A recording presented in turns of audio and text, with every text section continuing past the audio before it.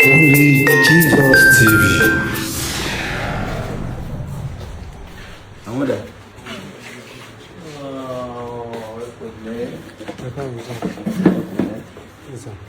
Ẹ pẹ̀lẹ́ ṣe gbọ́. Ẹ jẹ́ kó gbàdúrà fún wọn náà. Ṣé ọmọ wọn ni? Wá. Dádì ò ní kú ṣùgbọ́n. Èsì tó máa ṣe dádì ẹ̀ ṣùgbọ́n. Torí mo rí bó ṣe fún ẹ bá sunkún àti come. You don't have to cry, come. Ṣé ọmọ wọn náà ni ẹ̀mí? Àbúrò wọn. Okay, so ẹ̀yin ni ìyàwó wọn. Ẹ̀yin ni ìyàwó wọn. Kò sí tó máa ṣe dádì ẹ má sunkún. Má sunkún. Kò sí tó máa ṣe dádì. Orí ni wọ́n. Ṣùgbọ́n what's your name? Gabriel. Gabriel. Oh, Gabriel. Oh. Mo ṣáà ní fọkàn mi fà sí bí mo ṣe wọlé. Ọkàn mi kàn fà sí bí mo ṣe wọlé. You will not cry about your daddy.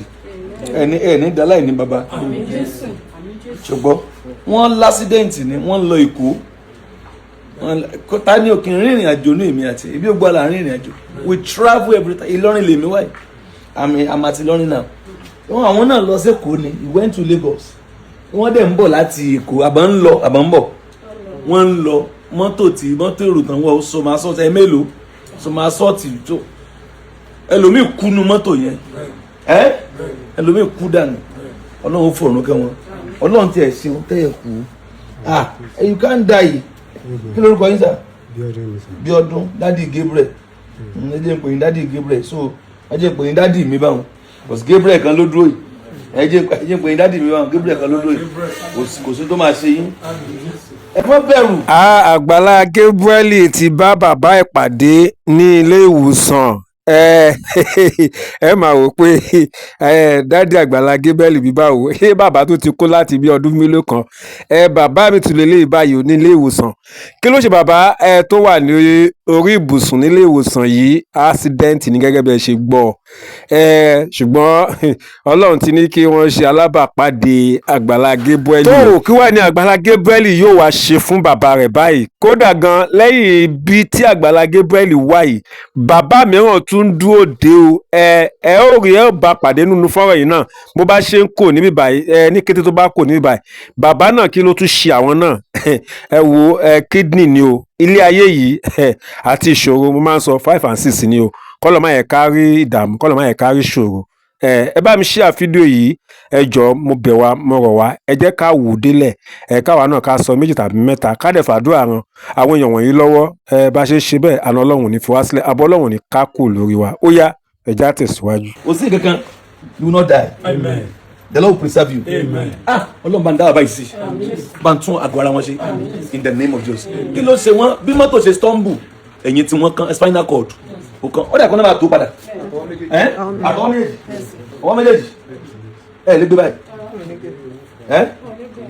ẹ lè remove dada ó máa ṣe control wọ́n ṣàná máa ṣe wọ́n náà máa ṣe operation fún wọn èlò wọn ni wọ́n mú wá wọ́n ní mú 3.5 million wá wọ́n wá náà ti rí díẹ̀ mbẹ́ inú mi ti ẹ̀dùn wọ́n ṣípá ìrànlọ́wọ́ níbi lọ́hùn níbi Ìlọrin mọ́ wa o bí èèyàn bá wá worú bàbá yẹn ràn tán nírú ọmọkùnrin báyìí tí ò tí ì débí ẹ̀kan yìí ẹ jẹ́ ibi ilé rẹ̀ ibo ni màmá yìí ti ọmọ mẹ́rin lẹ́bí mẹ́ta ẹ̀yìn má jì màmá yìí bóun náà ti fẹ́ ṣayé tó bá wájú àní rí bi tí ọ̀tá wọn bá kọ́ wájú pé obìnrin dopó owó tó ẹ̀ lé sopó kankan báyìí ìwọ náà da ẹ̀ bàbá ohun tí mo wá fún náà ni pé kó láti jọ dáwọ́jọ wọ́n máa gbọ́dọ̀ ṣe sọ́júrì yìí ẹ̀yin wọn ló mọ̀ kàn àti ọwọ́ wọn lè gbọ́ wọn lè nàró bẹ́ẹ̀ tí wọ́n ní wọn lè ṣe doctor sọ pé it can be done hospital la wà yìí ṣe ti rí báyìí èmi pẹ̀lú àwọn foundation members tó wà ní Ìlọrin lájọ wá bẹ̀ wọ́n wò ní hospital pé kémi àti yín jọ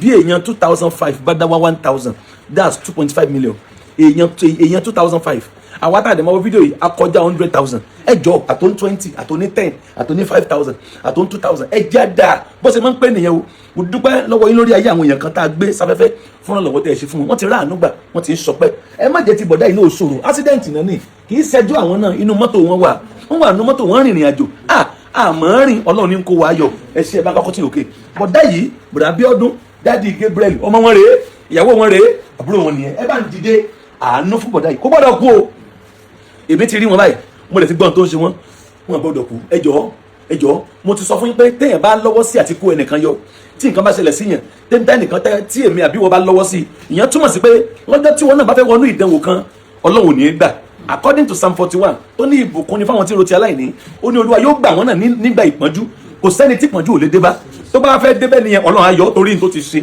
bó láti jọ dáàbò wò láì bó láti jọ dá sọ̀rọ̀ wọn bó láti jọ ràn àgàbò wọn nǹkan kò gbọdọ̀ ṣe wọ́n ti sọ fún wa pé wọ́n lè ṣe mo lè ti gbọ́ nípa hospital yìí dáadáa pé wọ́n ń ṣe dáadáa Ọlọ́run dẹ̀ ràn wọ́n lọ́wọ́ ó yá ló ní 1000 ẹ wọ́n bá ń ṣí ẹ̀ ẹnìkan fẹ́ ràn wọ́n lọ́wọ́ ẹni ò rí fídíò ìwò lẹ́yìn bá ṣí àdọ́dọ̀ wọn inú ẹni yẹn á dùn láti ṣe nǹkan kan tàbí ìkejì èmi ti wá play part mi mo wá bẹ̀ gbogbo ẹni tó wò pátá jákèjádò àgbáyé ẹ jáde dé sí bọ̀dá Abíọ́dún o àbẹ̀ Abíọ́dún wọn gbọ́dọ̀ kú ìyàwó wọn ò gbọ́dọ̀ dópò Gabriel yìí kò gbọ́dọ̀ di ọmọ aláìní baba ẹ jọ̀ọ́ ẹ bá jẹ́ sẹ́ẹ̀dẹ̀ ọmọdé àwọn ológun ọmọ ni ẹ jẹ́ bàbá rẹ̀ ó sìn pẹ́ ẹ jẹ́ bàbá orí ọmọ rẹ̀ kan rí ọmọ ẹ gùn lẹ́mìí ẹ sì rí ànúgbà ṣe ẹ ní àkáǹtì mọ́mí ẹ̀yin náà sọ̀rọ̀ ẹni kan ràn yín lọ́wọ́ ẹ má sunkún ẹ má sunkún don't cry. ọkọ mi ṣàánú mi torí tọ́lá mo ti gbìyànjú. ẹ ti gbé ìyá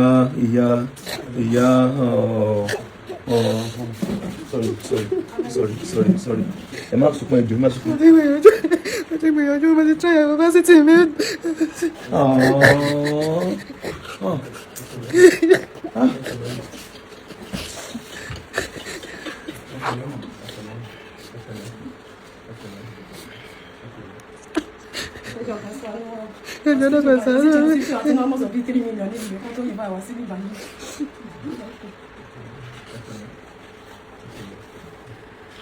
kò sí nǹkan kan nú ayé jàre kò sí nǹkan kan nú ayé mo ta wá ní ká ran wa lọ́wọ́ ẹ ṣe kò sí nǹkan náà ẹlòmíì lówó lọ́wọ́ yóò sì kú lálẹ́ ẹlòmíì ní billions lọ́wọ́ alẹ́ ni yóò sì kú ọ̀la ni yóò sì kú wọn bá tábà lè jọ ṣe ẹja ṣe ayé yìí ṣe tiwa kí iṣẹ́ lákàntì àkáǹtì bá wà dà ó yá oúnjẹ ẹ bá mú ẹ wá oúnjẹ àkáǹtì dà ẹ jọ àwọn èèyàn fẹ́ ràn wọ́n lọ́wọ́ tí ń béèrè àkáǹtì lórí afẹ́fẹ́ àkáǹtì ẹ pé ó yá ẹ ní sẹ́ẹ̀sì òbí ẹ pàkáǹtì gidi tó lè powó ẹ pàkáǹtì gidi tàbí báńkì olè lò wẹ́mà ẹ ó yẹ pé wẹ́mà ẹ mọ wẹ́mà wọn lórí sẹ́yìn mọ̀ lórí ẹ mọ̀ lórí ẹ tí wọ́n ní mọ̀ tí ẹ̀rántí mẹ́mórì ẹ wá káǹtì ẹ̀rọ ní dáàmú wà bá ń dá dúró nínú nǹkan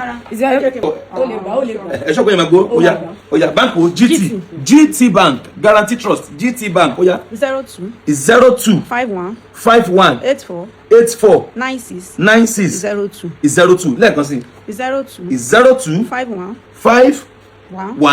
84 96 02 lẹ́ẹ̀kan sí 02 51 84 96 02 Guarantee Trust Bank GT Bank orúkọ wọn ló máa gbé wá Ibrahim Kafilat ẹ̀yin lẹ ń jẹ́ bẹ̀ Ibrahim ìyàwó wọn ni Ibrahim òun náà ló ti ń sáré káàkiri àti àbúrò yín àbí Ibrahim Kafilat GT Bank 02 51 84 96 02 bó ni ó ṣe rí kí n padà wá bí kí bàbá yìí ti dìde ẹ rí pé ayọ̀ wa ni torí wọn máa tún padà wá sí Ìlọrin torí wọn ṣe operation yẹn máa padà ẹ dìde madam ẹ dìde ah èyí tẹ́bi ò láìpẹ́ máa ṣe rè o ẹ dìde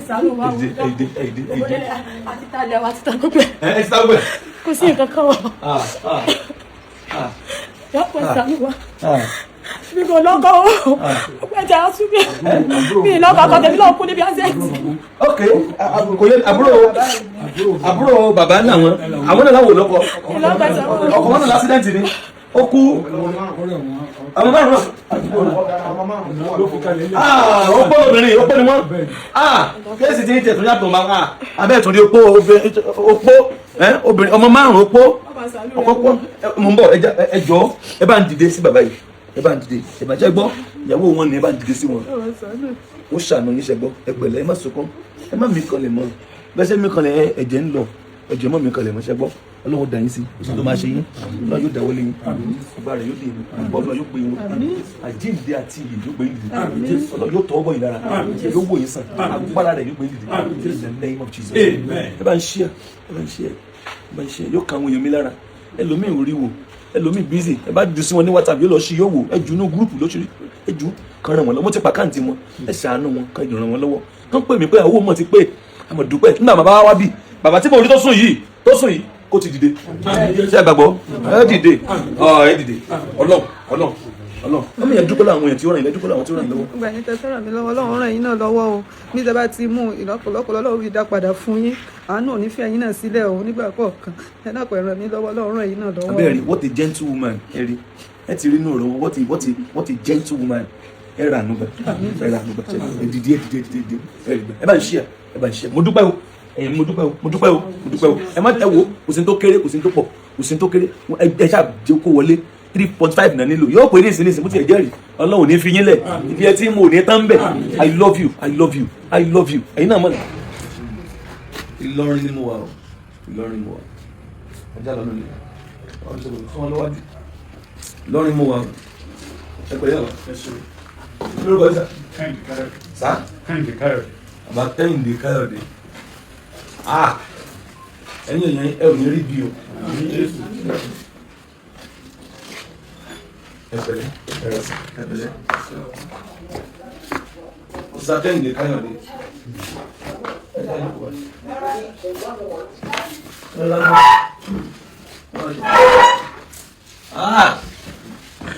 ọdún tí ẹ ń wo ẹ mọ̀ rí àánú gbà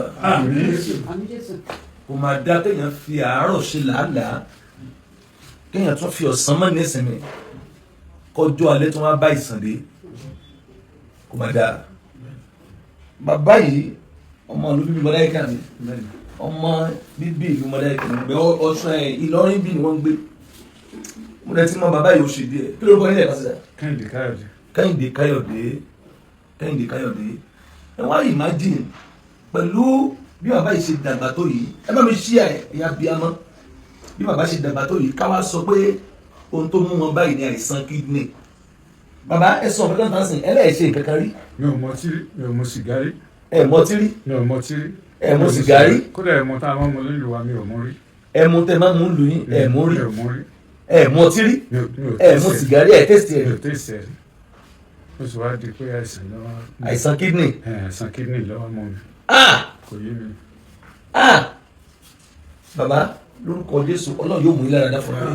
ó ṣé mọ́mì ni mọ́mì ẹ̀rá mà ẹ̀rá mọ́mì ẹ̀ka sàn bí ẹ̀ka àrùn ọ̀sán Ọlọ́run jíjẹ́ mà ẹ̀rá mọ́mì ẹ kú tọ́jú bàbá ẹ kú tọ́jú wọn àwọn òwe ọ̀sùn wọn dà ẹ mà bá mi ṣí àkẹ́nẹ́ yìí mo gbàdúrà fún lórúkọ Jésù ẹ ní fi àìsàn parí ayé yín bàbá mo gba Ọlọ́run gbọ́ pé ó wà ní yóò lọ lóòótọ́ ẹ ti ń lọ ọjọ́ alẹ́ díẹ̀díẹ̀ ìwá ṣe lè lẹ́bi parí ìrìnàjò ìwé wọn rèé ẹ wá wọn nǹkan ohun tí ó parí kìíní 35 million University of Ilorin Teaching Hospital ẹ̀yin èèyàn wa ó mà ti délẹ̀ ẹ̀ mọ̀ ní ṣàìsàn ẹ ṣí àmì ẹ ti ń wò ó ní fi àìsàn parí ìrìnàjò bàbá ìrè bàbá Káyọ̀dé Kẹ́hìndé ohun tí Ọlọ́run bá ní kémi àti ẹ ṣe fún wọn láti fi mú àìsàn kúrò àwòṣe now àwọn tó bá wo fídíò yìí a ju 35,000 people lọ in fact a ju 100,000 people lọ in fact a ju 200,000 people lọ tí èèyàn 35,000 ènìyàn 35,000 tá a bá fún bàbá yìí ní 1,000 naira that is 35 million tí ènìyàn 35 àwọn táwọn ojú adúgbò láti 500,000 lọ bẹ́ẹ̀ ká wá sọ gbogbo èèyàn kọ́ ni ó ní èèyàn 35,000 nínú àwọn 500,000 tá a máa wò ó tàbá fún ẹni 1,000 nínú eléyìí tí mo mọ̀ pé ẹlòmíà fún 2 ẹlòmíà fún 3,000 ẹlòmíà fún 5,000 ẹlòmíà fún 10,000 20 100 200 500 táwọn aṣọ gbogbo èèyàn tẹ̀ wá gbárí ìjọba pé ìyá fún bàbá yìí 1,000 bàbá yìí máa ti sọ operation kidney ọ̀nà máa ṣe transplant tàbí ṣé ẹ ti rẹ́ tó máa donate fún yín ẹ ti rẹ́ tó máa donate hallelujah. ọ̀bọ̀tún náà lọ́wọ́ gba 6 million. òun náà gba 6 million. ẹ wo ẹsẹ̀ dápà létí ẹ gbádùn àti wà mí Jésù ti wà mí ẹ bá ń ṣí àbídò yìí bàbá ẹ sọ tó ń ṣe yín fáwọn èèyàn gẹ́gẹ́. àìsàn kidney ni mo ní láti bí oṣù mẹ́rin sẹ́yìn lórí dialysis mo wà báyìí. àìsàn kidney lẹ́ni láti bí oṣù mẹ́rin bẹ́ẹ̀ni torí pé ẹ ṣe kíni. mo ń ṣe dialysis lọ́wọ́. ẹ ṣe dialysis lọ́wọ́ èló lẹ́ ṣe dialysis yẹn every 2 weeks or 3 weeks. twice in a week. twice in a week lẹ́ ń ṣe. 80,000 lẹ́ẹ̀kan. 80,000 lẹ́ẹ̀kan. lọ́sẹ̀ kan wá jẹ́ 160. lọ́sẹ̀ kan wọ́n ṣe dialysis 160,000. lóṣù kan wá jẹ́ 640. lóṣù kan wọ́n ná 640,000 lórí dialysis. What do you think about this? lódìdí oṣù kan eléyìí máa pọ̀ bàbá Ọlọ́run yọ àìsàn yẹn kúrò báyìí 640,000 lórí dialysis wọ́n lè ti lọ oṣù mẹ́rin báyìí mílíọ̀nù ti sọnù wáyé tá àwa kulẹ̀ gbáwọ́ jọpọ̀ sí wọn pé ó yá ẹ̀ ṣe dialysis ó yẹ wá lọ ṣe tẹ̀lé ṣe mo sọ lẹ́ẹ̀kan pé tí èèyàn 35,000 bá dánwó 1,000 if 35,000 people 1 2 3 4 5 35,000 people if we could donate 1,000 each for this baba àìsàn wọn ti lọ whereas àwọn ẹtì ẹ bá ń ṣe ẹ ó lè tó tún lè ṣe mí nìyẹn torí ẹlòmíì fẹ́ mọ orú nǹkan báyìí bẹ́ẹ̀ kórí tẹ́ ẹ bá ṣí àádọ́dọ̀ ọdún wọn bàbá ọdún ilẹ̀ celebration yẹn àìsàn yóò dẹ̀ kúrò ẹ̀ẹ́dẹ̀ wà láyé ìwúrẹ́ ẹ̀jẹ̀ wọn mọ́ ìyàwó yóò lè dókó báyìí wọ́n fi máa bọ̀ ẹ pẹ̀lẹ́ mọ́ mi kí lè sọ padà dì nípa ayé wọn kí lè sọ pa wọn is he a nice man ẹ sọ̀rọ̀ òkè mọ́ mi. èèyàn dáadáa ni wọ́n tọ́jú wa láti bẹ̀rẹ̀ àtẹ̀mí àtàwọn ọmọ wọn sì rán àwọn ọmọ lọ sílé ìwé tó dáa àdúrà mi ni pé káwọn náà ò jẹ́ wọn mọ́ lórí ilẹ̀ ìpẹ́. àmín àwọn ní fọ́tò wọn bẹ́ẹ̀ what an handsome man baba wọn ní gbélé síta lójijì pé RIP ẹ jẹ wọn mọ àti mi àti wọn ló lé yín ṣe ẹ lákàntì so ń gbowó díẹ̀ tó lè rówó gbà díẹ̀ síbẹ̀ òyà mo fẹ́ kẹ́ pé àkáǹtì yín torí àwọn èèyàn ó ṣàánú yín mo fẹ́ kẹ́ pé àkáǹtì yín ẹ bá ń ṣàánú bàbá yìí o gbogbo ẹ̀yin tí ẹ̀yin náà dàgbà gbogbo ẹ̀yin tí ẹ̀yin náà dògbò gbogbo ẹ̀yin tí ọlọ́wọ́ ṣàánú fún gbogbo ẹ̀yin tẹ́yin náà ò ní ṣàìsàn ẹ wo ẹ yọ owó ń kó nínú owó díẹ̀ tó wà lọ́wọ́ yín owó títí ní tí ò tó nǹkan yẹn ẹ kàn yọ pé eléyìí ọ̀dọ̀ bàbá yìí ló lọ bàbá Kẹ́hìndé Káyọ̀dé ẹ pa àkáǹtì yín bàbá. account name Kẹ́hìndé Káyọ̀dé. Kẹ́hìndé Káyọ̀dé ni àkáǹtì name yín báǹkì wo. Fidelity Bank. Fidelity Bank. Account number. Fidelity Bank Kẹ́hìndé Káyọ̀dé ó yẹ pa account number. Account number 40 20 90 4078. 1478 bàbá ó kẹ́ méjì. Account number 40 20 90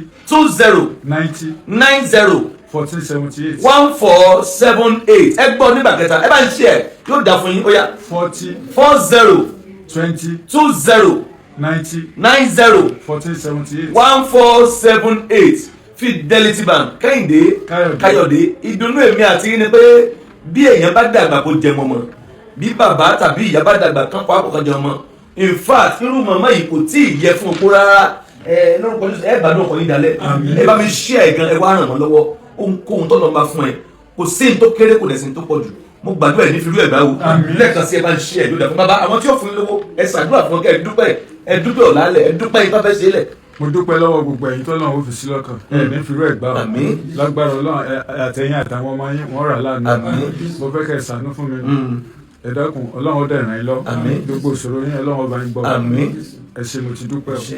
ọba ìpẹ̀lẹ́ ẹ ṣé ẹ o yóò dà fún yín ẹ ṣeun. ẹ rí i pé ó lágbára báyìí ojú ṣọ̀tọ̀tọ̀ ìṣòro ó ṣọ̀tọ̀tọ̀ kọ́lọ́run kó ṣàánú ẹ rí àwọn tó kàn ló mọ̀ Ọlọ́run ní jẹ́ kí nǹkan burúkú kó kan ẹnìkọ̀ọ̀kan wa gbogbo àtàlejò wo fọ́nrán ìyá táwádá tún máa wò àdánwò burúkú ò ní dé bá wa o ẹ jọ̀ọ́ bá wọn ṣíà ẹ̀ kí wọ́n lè rí aláàánú àti olùrànlọ́wọ́ ẹ ṣé gan-an láìpẹ́ á tún padà wá ní àlàáfíà.